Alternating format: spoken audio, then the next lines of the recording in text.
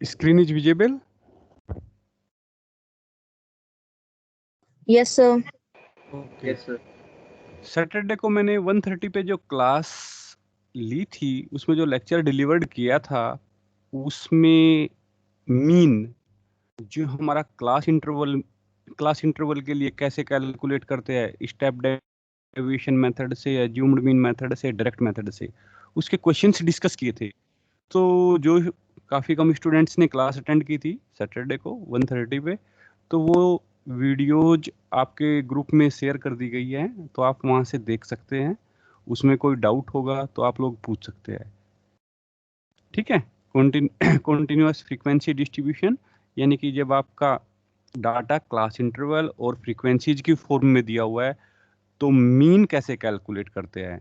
By using the direct method, assumed mean method and step deviation method. वो हमने Saturday को discuss किया था। क्लास में काफ़ी कम स्टूडेंट्स थे, मुझे नहीं मालूम क्यों नहीं आपने ज्वाइन की, लेकिन वो वहाँ पे मैंने डिस्कस किया था। Okay, today we will discuss median.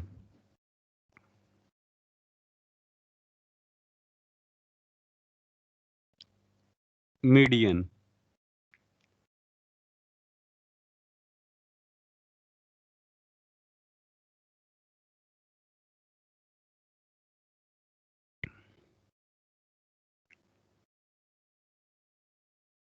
Median एक लाइन में आप इसकी डेफिनेशन को नोट कर लीजिए। मीडियन, मीडियन है क्या? What is the median? Median is a measure of central tendency. Median is a measure of central tendency, measure of central tendency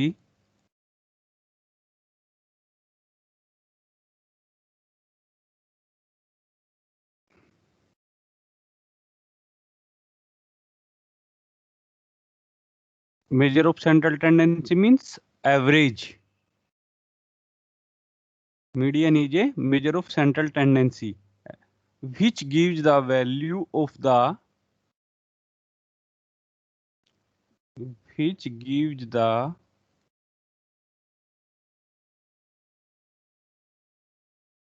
value of the middlemost observation in the data. Middlemost observation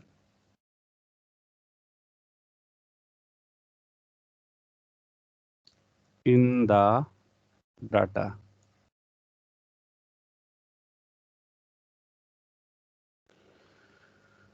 median क्या है? एक हमारा average है जो हमारे data के middle में हमें ऑब्जर्वेशन वैल्यू असाइन करता है। ठीक है। For ungrouped data,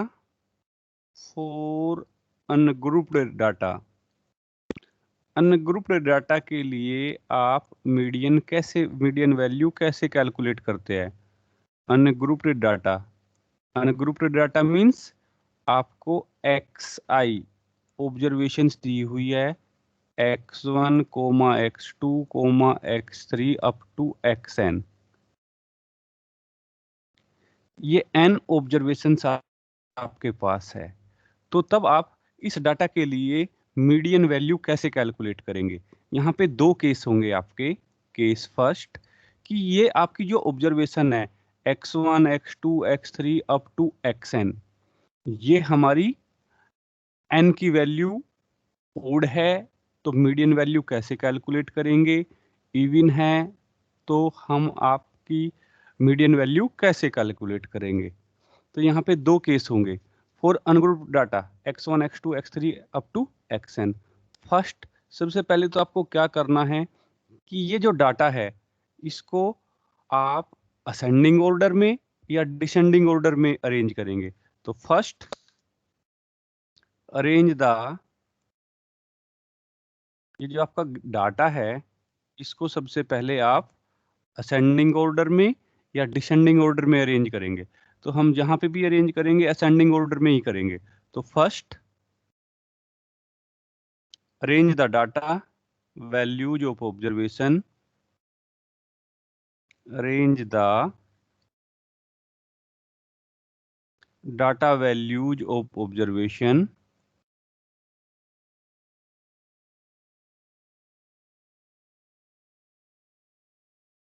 values of observation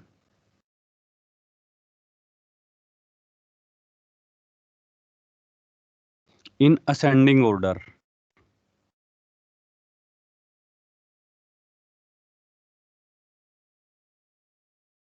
In ascending order.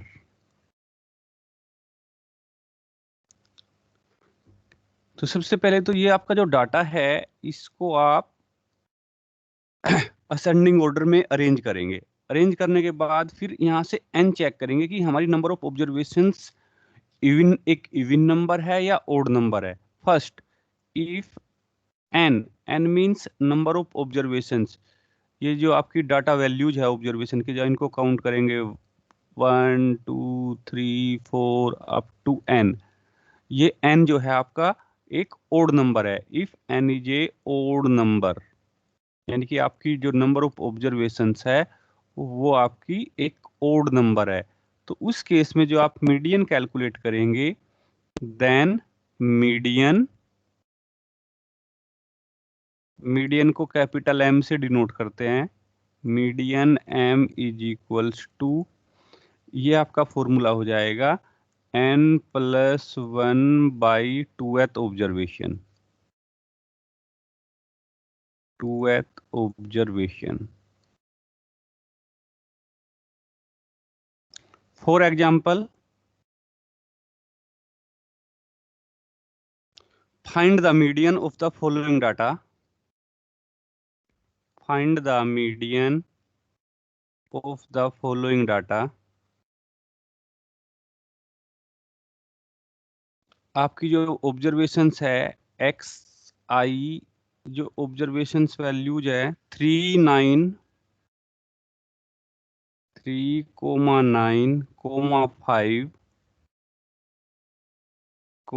3 12 10 18 4 7 19 and 21। ये आपको डाटा वैल्यूज ऑफ ऑब्जर्वेशंस दी हुई है, या आप कह सकते हैं कि ये आपको ऑब्जर्वेशंस वैल्यूज दी हुई है। इसका मीडियन फाइंड आउट करना है। तो first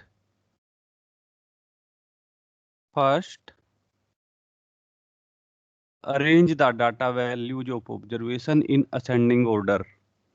first arrange the data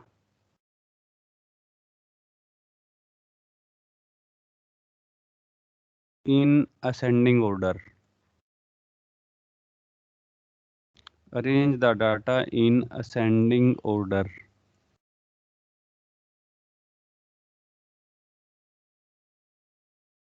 तो एक्स आई सबसे छोटी वैल्यू, सबसे छोटी वैल्यू जो है हमारी 3 2 टाइम्स रिपीट है, तो 3,3।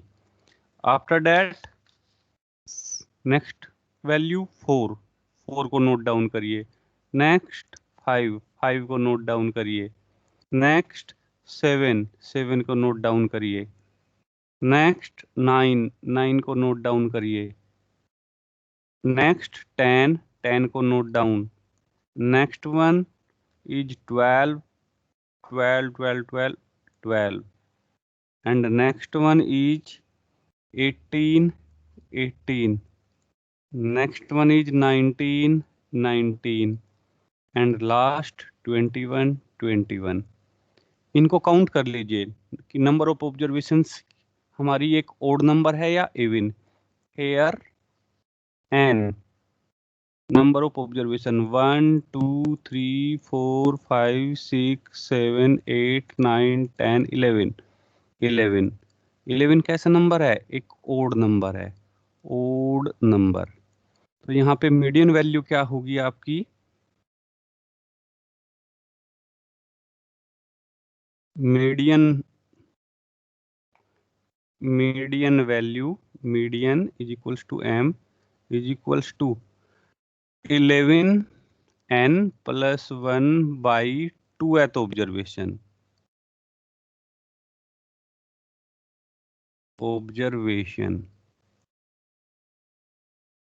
That is sixth observation.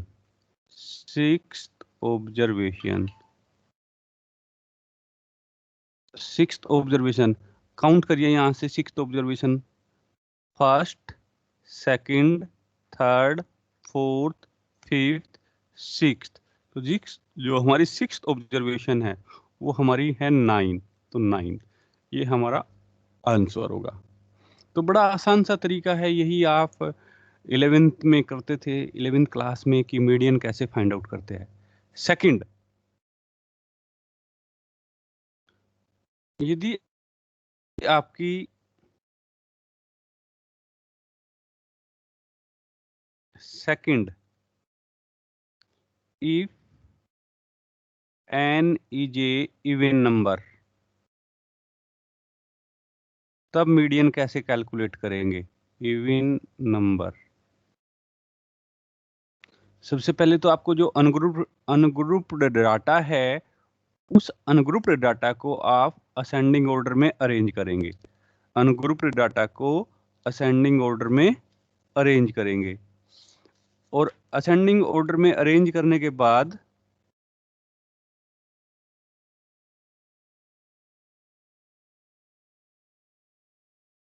Just a second,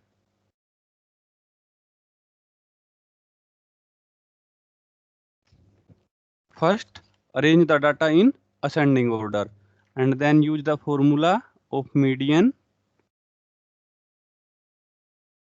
data को आपने अरेंज किया असेंडिंग ऑर्डर में, then median m is equals to, उसको m से डिनोट करते हैं, n बाई 2th ऑब्जर्वेशन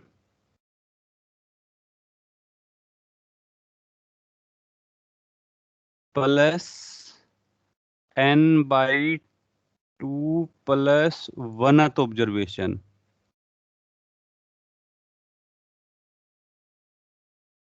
का एवरेज।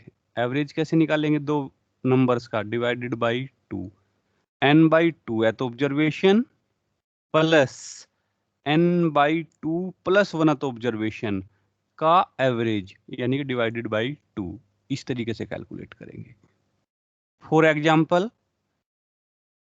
ये जो x की वैल्यूज थी, यही क्वेश्चन जो आपका एग्जांपल था, इसी को आप, इसमें जो वैल्यूज है xi,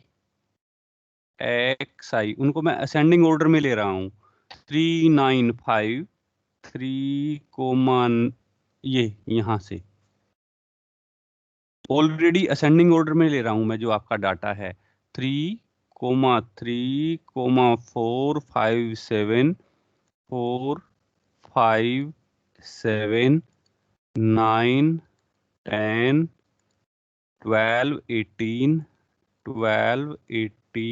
19, 21 और एक मैंने 22 कंसिडर किया।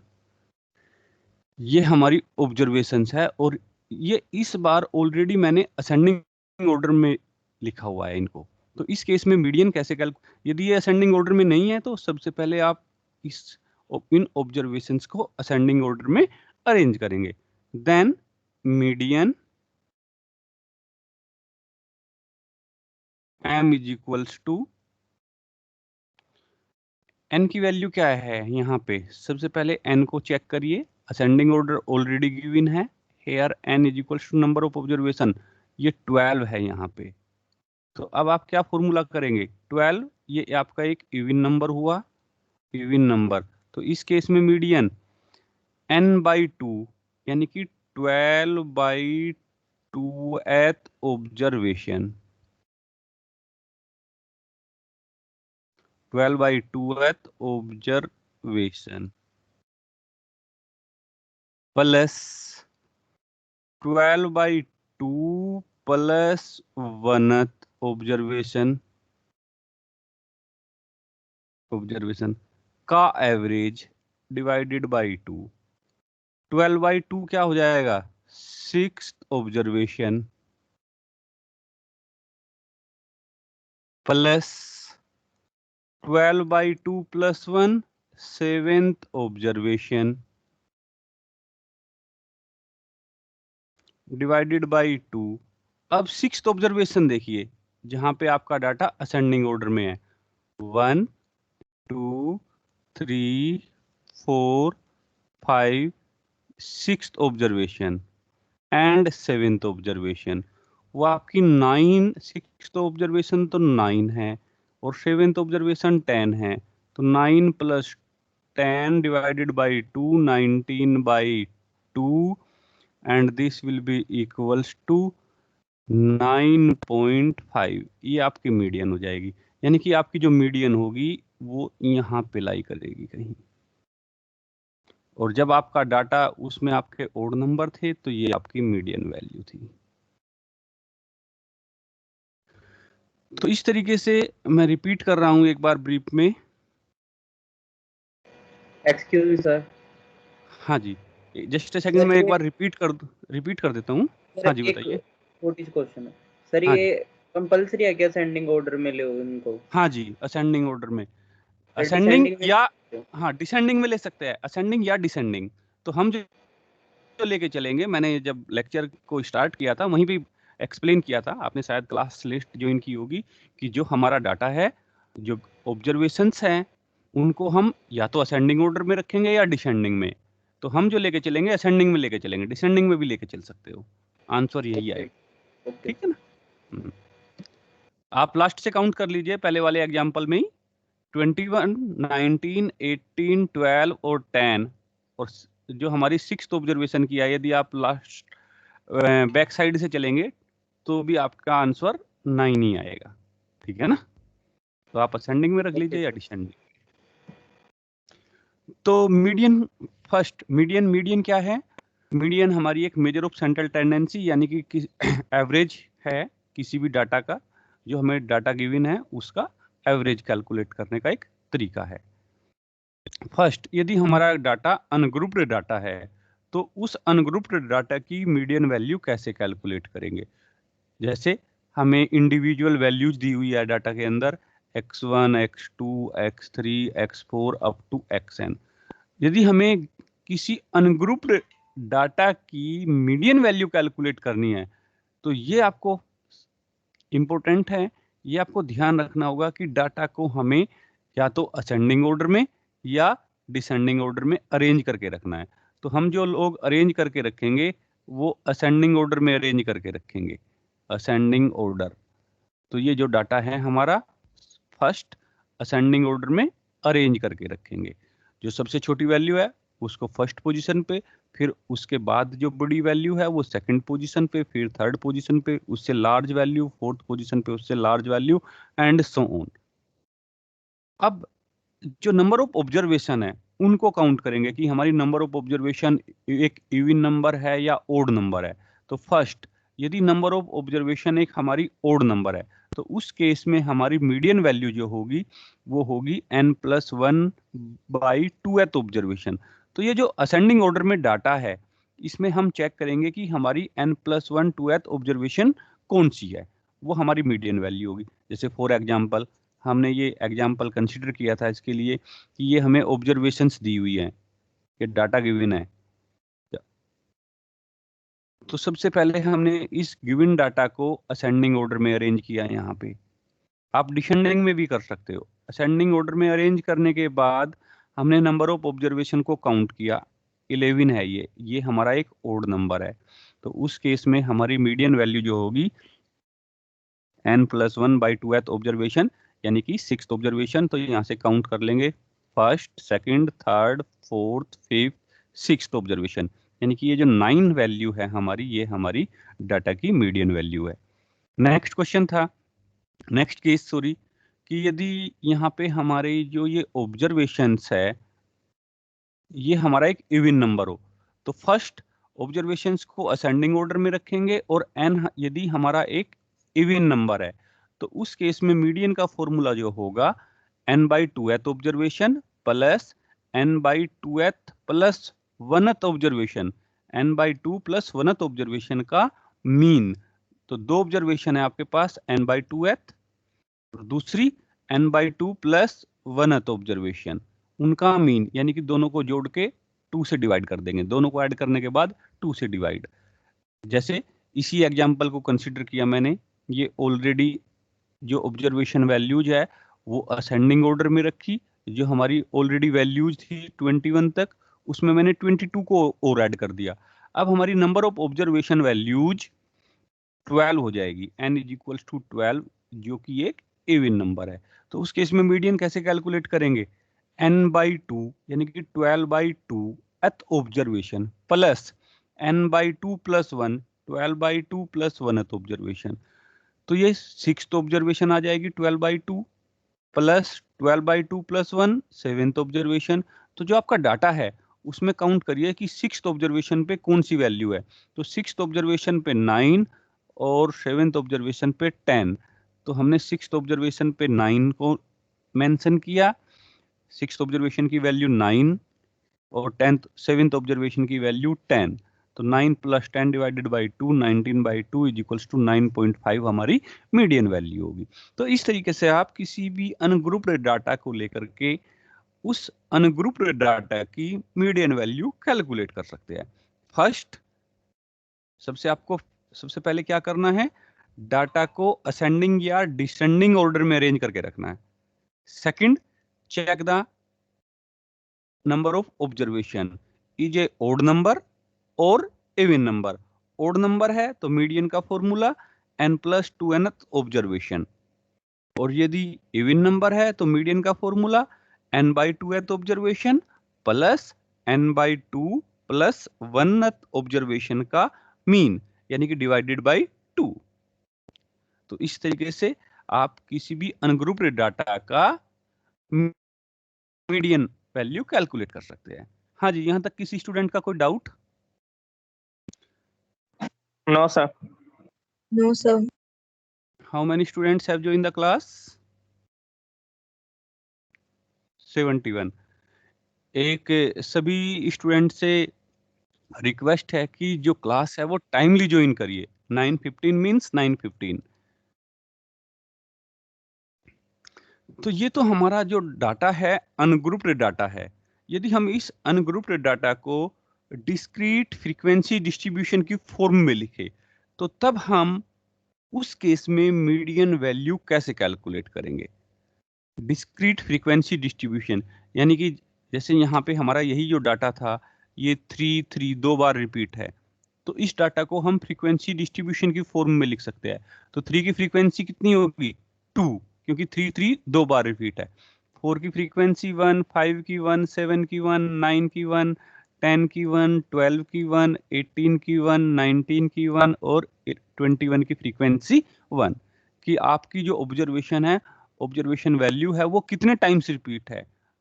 यदि 1 टाइम्स है तो फ्रीक्वेंसी 1 हो जाएगी, और यदि कोई ऑब्जर्वेशन वैल्यू एक से ज्यादा टाइम्स रिपीट है तो जितने टाइम्स रिपीट होगी वो हमारी उस ऑब्जर्वेशन वैल्यू की फ्रीक्वेंसी कहलाती है। तो उस केस में हम मीडियन डाटा का कैसे कैलकुलेट करेंगे, और उसको क्या बोलते हैं फिर उस फॉर्म को, discrete frequency distribution. Case second, discrete frequency distribution। discrete frequency distribution xi और corresponding frequencies fi, x1, x2, x up to xn। हाँ जी, वो स्क्रीन विजिबल नहीं है। आपके यहाँ पे नेट चला गया, मेरे पास तो मेंशन है भाई। अदर स्टूडेंट्स स्क्रीन विजिबल है? ओके, आपके वहाँ पे नेट का इश्यू होगा इसलिए हो सकता है, एक बार चेक कर लीजिए। corresponding frequencies f1, f2, f3 up to fn। ये इसका मीनिंग है कि ये जो इसको तो मार्क्स लेके चलते हैं हम, ऑब्टेन्ड मार्क्स xi को, और fi को नंबर ऑफ स्टूडेंट्स की। जो x1 मार्क्स हैं हमारे, वो कितने स्टूडेंट्स के हैं, वो f1 के है। x2 मार्क्स कितने स्टूडेंट्स के है, f2 स्टूडेंट्स के है। इसी तरीके से x3 मार्क्स जो है वो हमारे कितने नंबर ऑफ स्टूडेंट्स के है, f3 नंबर ऑफ स्टूडेंट्स के हैं, and so on. xn marks जो ऑब्टेन्ड है वो कितने नंबर ऑफ स्टूडेंट्स के है, fn नंबर ऑफ स्टूडेंट्स के है। तो fi फ्रीक्वेंसीज, इसको एज ए एग्जांपल यदि हम कंसीडर करें तो आप fi number of students, xi marks obtained, इस तरीके से। तो इसको बोलते हैं discrete frequency distribution. Discrete frequency distribution data, frequency distribution data. तो उस केस में हम मीडियन वैल्यू कैसे कैलकुलेट करते हैं? फॉर एग्जाम्पल की हेल्प से वही प्रोसीजर है जो अनग्रुप्ड डाटा के लिए था, लेकिन थोड़ा सा चेंज है। फॉर एग्जाम्पल मैंने xi फर्स्ट कॉलम में ये स्टूडेंट्स के मार्क्स ऑब्टेन्ड लिए कि स्टूडेंट्स के मार्क्स कितने हैं। fi फ्रीक्वेंसी कितने नंबर ऑफ स्टूडेंट्स, इसी की हेल्प से समझेंगे। पहले एक बड़ा आसान सा एग्जांपल कंसीडर करते हैं ताकि आपको अच्छे से समझ में आ जाए, फिर आप कैसा भी एग्जांपल लेंगे तो इजीली समझ लेंगे। ये तो है आपके मार्क्स ऑब्टेन्ड, स्टूडेंट्स के जो मार्क्स है वो आपके क्या है, मार्क्स ऑब्टेन्ड। और ये है आपकी नंबर ऑफ स्टूडेंट्स, कितने स्टूडेंट्स है आपके। जैसे मार्क्स ऑब्टेन्ड जो 2 मार्क्स हैं वो केवल एक ही स्टूडेंट का है, 2 मार्क्स, तो फ्रीक्वेंसी 1 हो जाएगी। 3 मार्क्स जो है क्लास के अंदर, 3 मार्क्स वो 2 स्टूडेंट के आए, तो 3 3 2 बार है, तो यानी कि 2 स्टूडेंट्स के है। 4 मार्क्स 4 4 4 3 बार है, यानी कि 3 स्टूडेंट्स के है। 5 मार्क्स 2 बार है, तो 5 5 मार्क्स 2 स्टूडेंट्स के हैं, it means number of students. तो फिर 6 मार्क्स हमारे 3 टाइम्स रिपीट है, इट मींस 3 स्टूडेंट्स के हैं। 6 मार्क्स 3 स्टूडेंट्स के। 7 मार्क्स 2 स्टूडेंट्स के हैं, तो यानी कि 7 7 2 बार रिपीट है। 8 मार्क्स 1 स्टूडेंट का है, यानी कि 8 मार्क्स केवल एक ही बार रिपीट है। ये हमें डाटा गिवन है। अब इस डाटा का हमें मीडियन वैल्यू कैलकुलेट करनी है। तो एक पहले आप रफली देखिए जरा, कैलकुलेशन तो आप विद इन 1 मिनट इम्प्लीमेंट करेंगे, कैलकुलेट कर लेंगे, लेकिन उसके पीछे का सिग्निफिकेंस क्या है उसको, इस डाटा को यदि हम अनग्रुप्ड फॉर्म में चेंज करते हैं तो इसका मीनिंग क्या है, फिजिकल सिग्निफिकेंस क्या है। ये जो हमें डाटा गिवन है मार्क्स, ये हमें मार्क्स ऑब्टेन्ड है, obtained marks.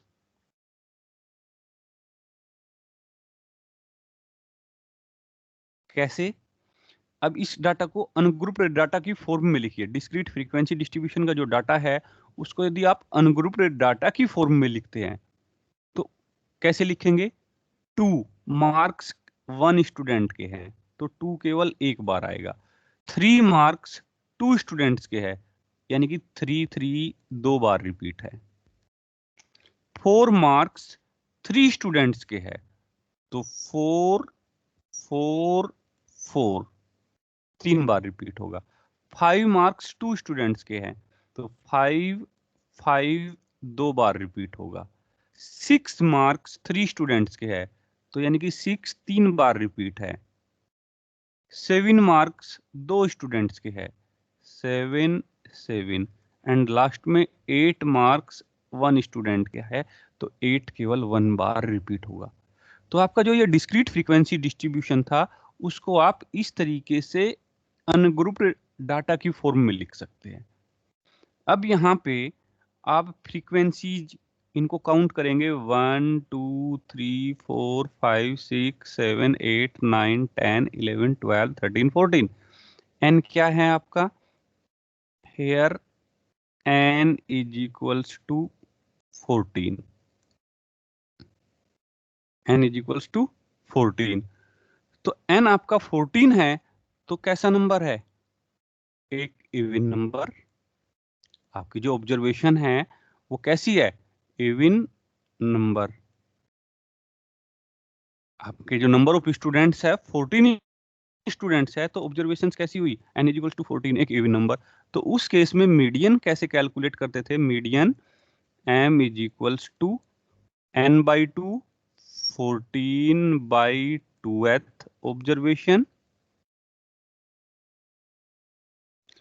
Plus 14 by 2 plus 1th observation और divided by 2। This will be equals to 7th observation plus यहां से 7 प्लस 1 8th ऑब्जर्वेशन आ जाएगी डिवाइडेड बाई 2 7th ऑब्जर्वेशन। अब चेक करना जरा 1 2 यानी कि जो पहले नंबर पे स्टूडेंट है उसके 2 मार्क्स है, सेकंड नंबर पे और थर्ड नंबर पे जो स्टूडेंट्स है उनके 3 मार्क्स है, फोर्थ नंबर पे जो स्टूडेंट है उसके 4 मार्क्स है, फिफ्थ नंबर पे जो स्टूडेंट है उसके भी 4 मार्क्स, सिक्स्थ नंबर पे इनके नंबर डाल दीजिए आप 1 2 3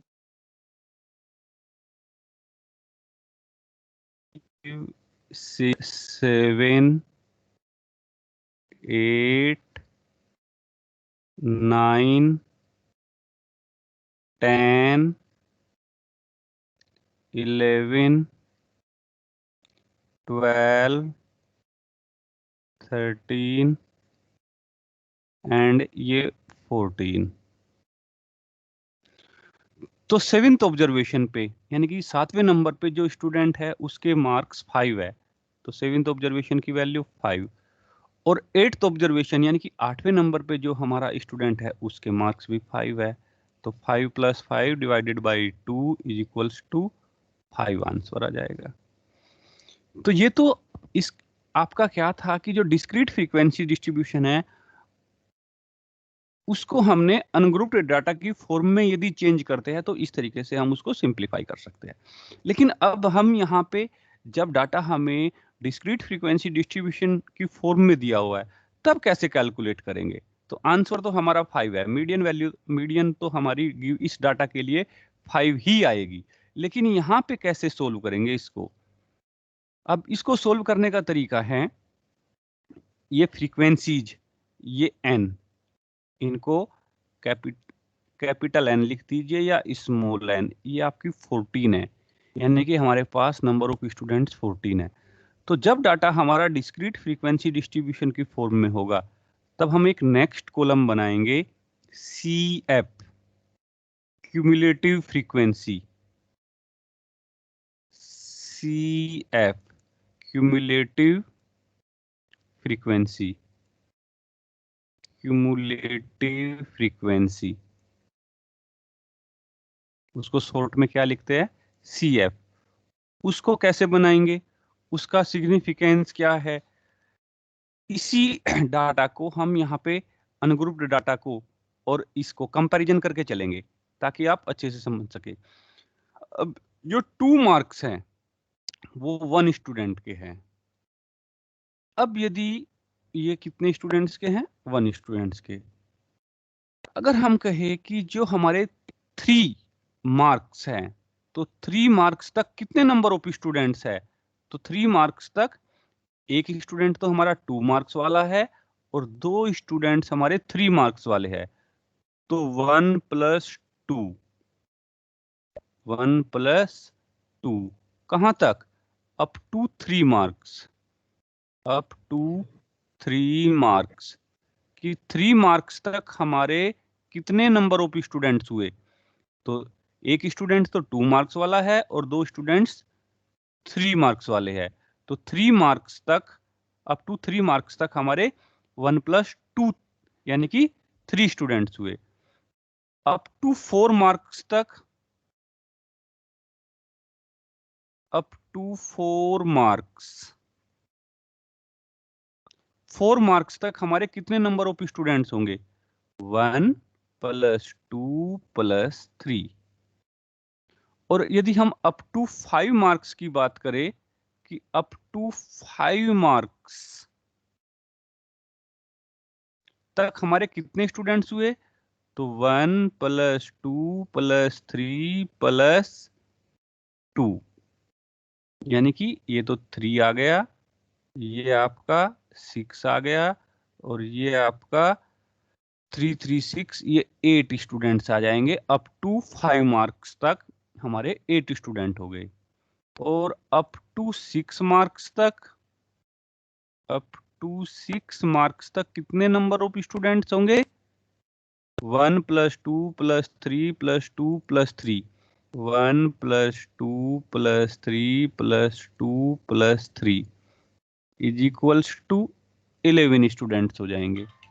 next, up to 7th marks, 7th marks तक यदि हम 7th मार्क्स तक चेक करें तो कितने नंबर ऑफ स्टूडेंट्स होंगे? यहाँ तक के सभी स्टूडेंट्स को ऐड कर दीजिए। 1 + 2 + 3 + 2 + 3 + 2 = 13 स्टूडेंट्स। एंड लास्ट में अप टू 8 मार्क्स तक, यदि 8 मार्क्स तक हम स्टूडेंट्स को काउंट करेंगे तो टोटल कितने स्टूडेंट्स होंगे? इन सभी को ऐड कर दो। 1 + 2 + 3 + 2 + 3 + 2 + 1 = 14। तो यदि हम ये कहें कि 8 मार्क्स तक हमारे टोटल नंबर ऑफ स्टूडेंट्स कितने हैं, तो वो 14 है। तो 14 स्टूडेंट्स ऐसे हैं जिनके मार्क्स 8 या उससे कम है। तो ये जो कॉलम है ये कहलाता है हमारा, जब हम इस तरीके से कॉलम्स को जनरेट करते हैं, क्यूमुलेटिव फ्रीक्वेंसी डिस्ट्रीब्यूशन। यदि यहाँ पे हम चेक करते हैं कि 3 क्यूमुलेटिव फ्रीक्वेंसी की वैल्यू है 3, तो इसका मीनिंग है कि अप टू 3 मार्क्स तक हमारे 3 मार्क्स तक 3 स्टूडेंट्स है। क्यूमुलेटिव फ्रीक्वेंसी 6, इसका मीनिंग है कि 4 मार्क्स तक हमारे जो नंबर ऑफ स्टूडेंट्स है वो 6 है। क्यूमुलेटिव फ्रीक्वेंसी की वैल्यू 8, इसका मीनिंग है कि 5 मार्क्स तक जो हमारे नंबर ऑफ स्टूडेंट्स है वो 8 है।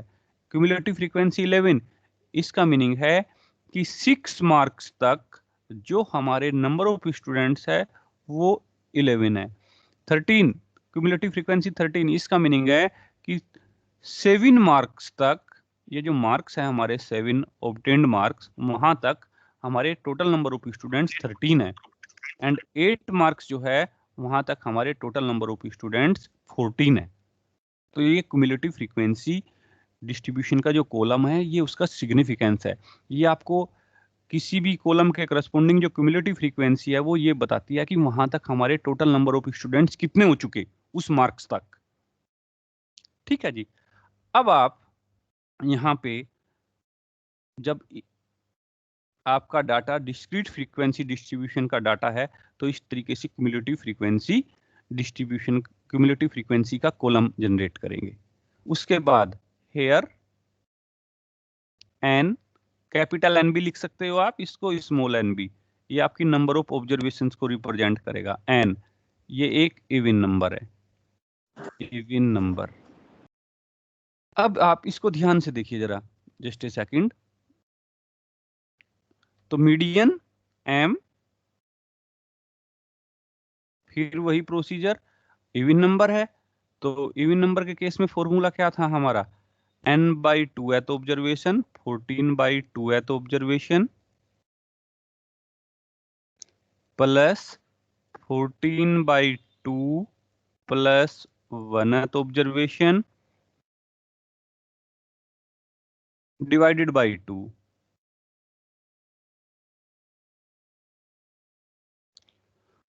14th by 2 7th observation plus 14 by 2 plus 1 7 plus 1 8th observation divided by 2। अब 7th ऑब्जर्वेशन कहाँ पे है हमारी, यानी कि 7वें नंबर का स्टूडेंट्स कहाँ पे है। यदि हम यहाँ पे देखते, अब क्यूमुलेटिव फ्रीक्वेंसी को चेक करेंगे। ये जो जब हमें डाटा डिस्क्रीट फ्रीक्वेंसी डिस्ट्रीब्यूशन की फॉर्म में है, तो ये ऑब्जर्वेशन 7th ऑब्जर्वेशन और 8th ऑब्जर्वेशन कहाँ पे चेक करेंगे, यहाँ पे क्यूमुलेटिव फ्रीक्वेंसी के कॉलम में। अब यहाँ पे एक स्टूडेंट, ये तो आपका 1 स्टूडेंट्स था यहाँ पे। अब 3 मार्क्स तक 3 स्टूडेंट्स हुए। अब जो हमारा 7th ऑब्जर्वेशन है, चलिए पहले इसी को देखिए। 3 मार्क्स तक 3 स्टूडेंट्स, 4 मार्क्स तक 6 स्टूडेंट्स। अब 5th मार्क्स तक, जिसके यदि हम 5th up to 5th marks तक बात करें, तो हमारे टोटल स्टूडेंट्स यहाँ पे आ गए, 8 हो गए। तो जो 7th और 8th ऑब्जर्वेशन है वो आपकी यहाँ पे लाई करेगी, यानी कि 7वें नंबर का स्टूडेंट्स और 8th नंबर का 7th नंबर का स्टूडेंट्स और 8th नंबर का स्टूडेंट्स जो है वो यहाँ पे लाई करेगा, यहाँ पे। क्योंकि 7वां और 8वें नंबर का जो स्टूडेंट्स है, यहाँ पे तक तो 6 स्टूडेंट्स हुए थे हमारे 4 मार्क्स तक, तो भाई 4 मार्क्स तक हमारे 6 स्टूडेंट हुए। अब जो हमारी ऑब्जर्वेशंस है, 7वें और 8वें नंबर का जो स्टूडेंट है वो यहाँ पे आएगा इसमें, और उसके मार्क्स कितने हैं 5। तो ये 5 plus 5 divided by 2 is equals to 5 answer आ जाएगा। क्योंकि अब यहाँ से देखिए, जो मैंने ये यहाँ पे जनरेट किया था अनग्रुप्ड डाटा, 1 2 3 4 5 6 7th और 8th, 7वीं ऑब्जर्वेशन और 8वीं ऑब्जर्वेशन, यानी कि 7वें नंबर का स्टूडेंट्स और 8वें नंबर का स्टूडेंट्स, उनके मार्क्स क्या थे 5 5। तो ये यहाँ पे क्यूमुलेटिव फ्रीक्वेंसी के कॉलम में जब आप इस डाटा को लेकर के डिस्क्रीट फ्रीक्वेंसी डिस्ट्रीब्यूशन डाटा को लेकर के चेक करेंगे, तो ये क्यूमुलेटिव फ्रीक्वेंसी के कॉलम में चेक करेंगे कि हमारी 7th ऑब्जर्वेशन यानी कि 7वें नंबर का स्टूडेंट्स और 8वें नंबर का स्टूडेंट्स कहाँ पे है। तो यहाँ पे वैल्यू हमारी 8 है, यानी कि ये 6th तक तो हमारे स्टूडेंट्स के मार्क्स अप टू 4th तक थे, तो 7th और 8th ऑब्जर्वेशन यहाँ पे आएगी। तो हमारी ऑब्जर्वेशन वैल्यू क्या हो जाएगी, 7th ऑब्जर्वेशन की वैल्यू 5 और 8th ऑब्जर्वेशन की, यानी कि 8वें नंबर का जो स्टूडेंट है, यहाँ पे जो स्टूडेंट्स आए हमारे 7th और 8th स्टूडेंट्स, यानी कि 7th और 8th स्टूडेंट्स जिनके मार्क्स 5 है, वो यहाँ पे है इस ऑब्जर्वेशन में। तो उनकी वैल्यू क्या है 5, तो 5 लिखेंगे 5 लिखेंगे। तो ये एक तरीके से अनग्रुप्ड डाटा को ही क्यूमुलेटिव फ्रीक्वेंसी की फॉर्म की हेल्प से जनरेट किया जा सकता है। यहाँ पे चेक कर लेंगे। हाँ जी, ये क्लियर है? Yes sir. हाँ जी, एक बार बताना क्यूमुलेटिव फ्रीक्वेंसी। क्यूमुलेटिव फ्रीक्वेंसी ये 1 फर्स्ट एज इट इज रखेंगे। इसका मीनिंग क्या है क्यूमुलेटिव फ्रीक्वेंसी का, कि जो 3 मार्क्स तक है हमारे कितने स्टूडेंट्स हुए, तो ये हो जाएंगे 1 + 2। 4 मार्क्स तक हमारे कितने स्टूडेंट्स हुए, 1 + 2 + 3, ये 6 हो जाएंगे। 5 मार्क्स तक हमारे कितने स्टूडेंट्स हुए, 1 + 2 + 3 + 2 8। इसी तरीके से 6 मार्क्स तक टोटल नंबर ऑफ स्टूडेंट्स कितने हुए, यहाँ 1 + 2 + 3 + 2 + 3। 7 मार्क्स तक, इससे पहले 7 मार्क्स तक कितने टोटल नंबर ऑफ स्टूडेंट्स हुए, उन सभी को ऐड कर दीजिए, 1 + 2 + 3 + 2 + 3 + 2। और 8 मार्क्स तक कितने स्टूडेंट्स हुए, सभी स्टूडेंट्स को, नंबर ऑफ स्टूडेंट्स को ऐड करके लिख दीजिए। ठीक है ना। अब ये n total number of students 14 है, तो 14 तो एक इवन नंबर है, आपने मीडियन का फॉर्मूला यूज किया, 14/2 है तो ऑब्जर्वेशन प्लस 14/2 + 1th ऑब्जर्वेशन, यानी कि 7th observation plus 8th observation. इसका मीनिंग है कि 7वें नंबर पे जो स्टूडेंट्स है उसके मार्क्स प्लस 8वें नंबर पे यानी कि 8th नंबर पे जो हमारा स्टूडेंट्स है उसके मार्क्स। तो 7वां और 8वां स्टूडेंट्स कहाँ पे होगा? ये तो अनग्रुप्ड डाटा में तो हम इजीली चेक कर सकते हैं कि 7वें नंबर पे जो स्टूडेंट्स है उसके भी 5, 8वें नंबर पे जो स्टूडेंट्स है उसके भी 5 मार्क्स हैं। यहाँ पे आपने सीरियल नंबर डाल दिया। अब क्यूमुलेटिव फ्रीक्वेंसी में यहाँ तक तो हमारे 6 स्टूडेंट हुए थे, यहाँ तक तो ये जो था ये 6 स्टूडेंट हुए थे जिनके अप टू 4 मार्क्स तक थे। तो 7वां और 8वां स्टूडेंट कहाँ पे आएगा? वो यहाँ पे आएगा इस क्यूमुलेटिव फ्रीक्वेंसी में। 6 तक तो यहाँ पे कंप्लीट हो गए थे आपके, यहाँ तक 6। तो 7वां और 8वां स्टूडेंट्स कहाँ पे होगा? यानी कि 7th और 8th ऑब्जर्वेशन यहाँ पे आएगी, यहाँ पे। और इसके करस्पॉन्डिंग मार्क्स कितने हैं? x की वैल्यू 5 5, तो 5 5 रखेंगे डिवाइडेड बाय 2, आंसर 5। अब जल्दी से एक क्वेश्चन है, मैं विद इन 1 सेकेंड आप मुझे उसका आंसर बताएंगे और तब हम उसको क्लोज करेंगे। क्वेश्चन नोट डाउन करिए यहीं पे शॉर्ट में।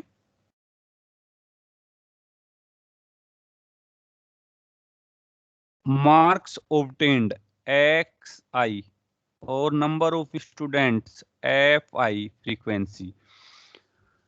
x की वैल्यू 20, 25, 28, 25, 28, 29, 33, 38, 42, 43, 38, 42, 43।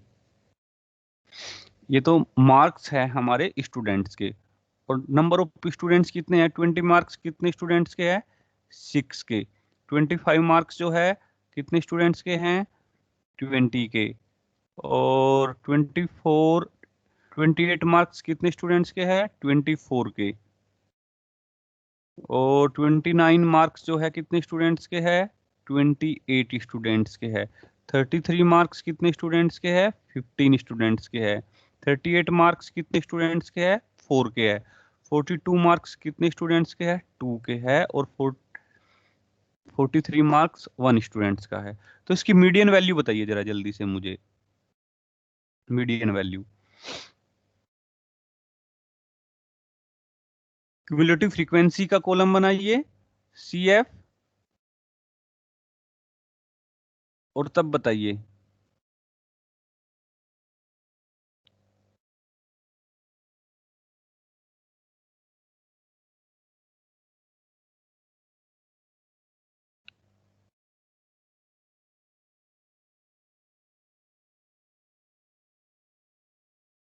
Cumulative frequency sir 42.5। नहीं, चेक करिए।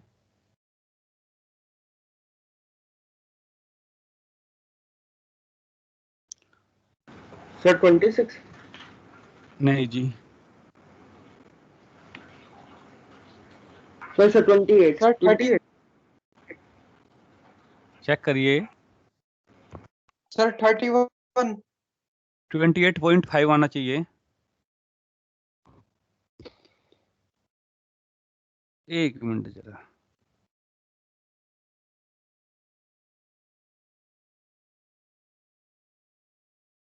Hello sir. हाँ जी, एक सेकेंड। हाँ जी सर, हो गया। क्या आया आंसर? Just a second. ये सर 28.5, वो XI की जगह FI देख रहा था।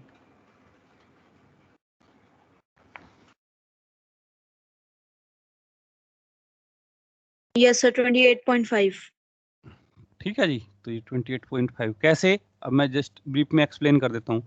सबसे आप सब अब देखिए, यहाँ तो आपका डाटा जो हमने एग्जाम्पल अभी डिस्कस किया था, यहाँ पे तो आपका डाटा छोटा था।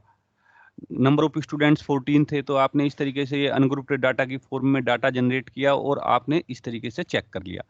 लेकिन यहाँ पे आपके नंबर ऑफ स्टूडेंट्स यदि आप चेक करेंगे 6 + 20 + 24 + 28 + 15 + 4 + 2 + 1, 100 स्टूडेंट्स। तो 100 स्टूडेंट्स के मार्क्स कहाँ तक लिखेंगे?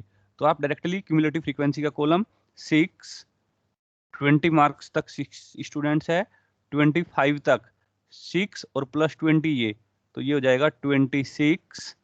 28 मार्क्स तक 50 हो जाएंगे,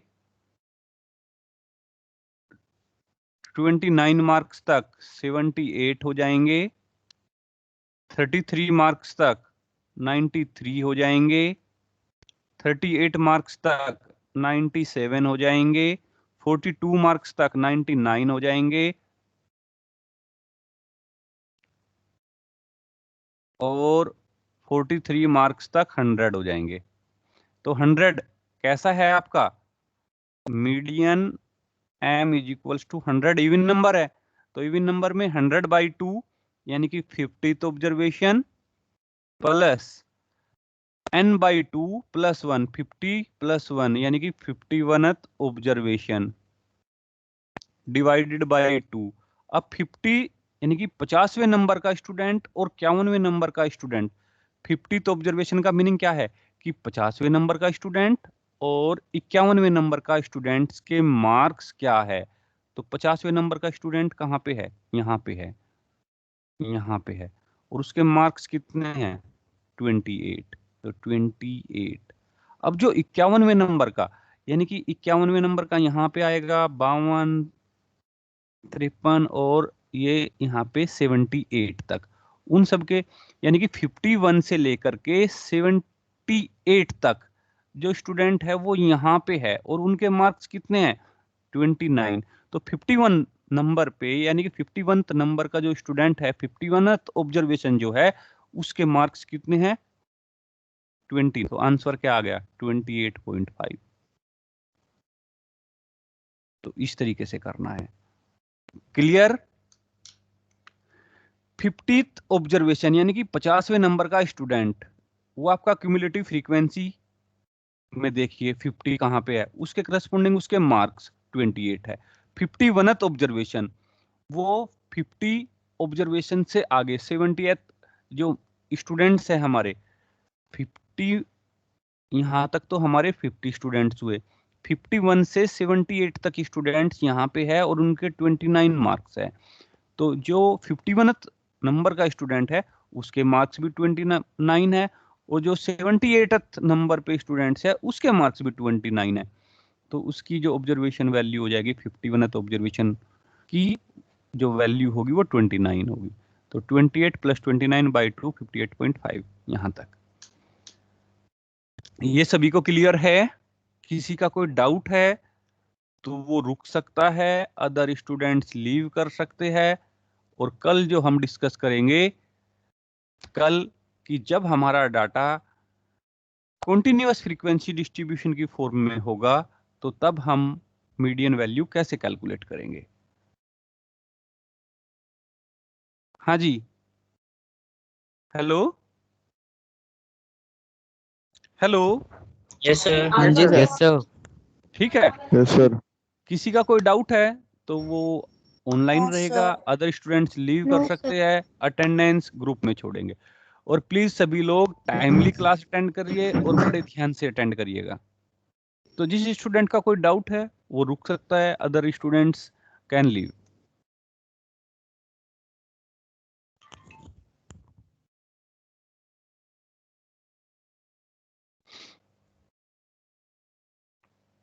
हेलो सर। हाँ जी, सर कोई रिमूव कर देता है बार बार बीच में। अजय, कल से मैं आप सभी को अटेंडिव बना दूंगा।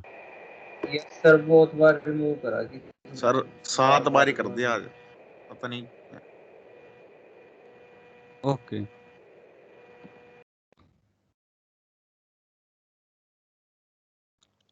कोई डाउट है किसी स्टूडेंट का तो पूछ सकते हो,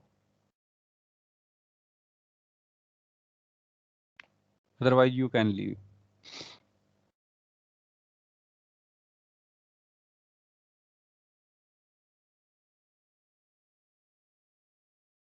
okay, thank you to all.